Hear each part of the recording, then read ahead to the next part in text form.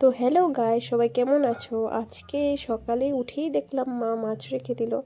তারপর মাছটা তাড়াতাড়ি করে পাতিটা ছিলে নিল, তারপর কেটে নিল, যা ময়লা ছিল তা সব বের করে নিল। তারপর ভালো করে ধুয়ে নিল মাছটাকে।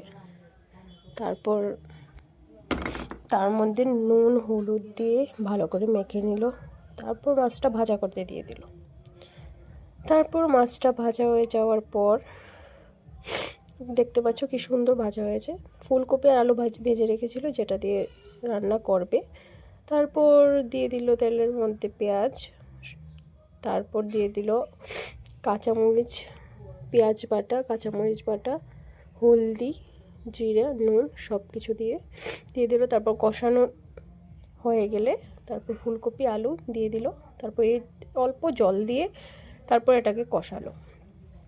তারপর ঢেকে দিয়ে তারপর যতটুকু ঝোল দরকার ততটুকু ঝোল দিতে পারো তোমরা। তারপর আবার ঢেকে দিল। ঢেকে দেওয়ার পর তারপর মাছটা দিয়ে দিল। মাছটা দিয়ে 5 মিনিটের মতো রাখতে হবে। তারপর ধনে পাতা দিয়ে নামিয়ে নিলে ব্যাস রেডি ফুলকপি আলু দিয়ে মাছের তরকারি। কেমন লেগেছে?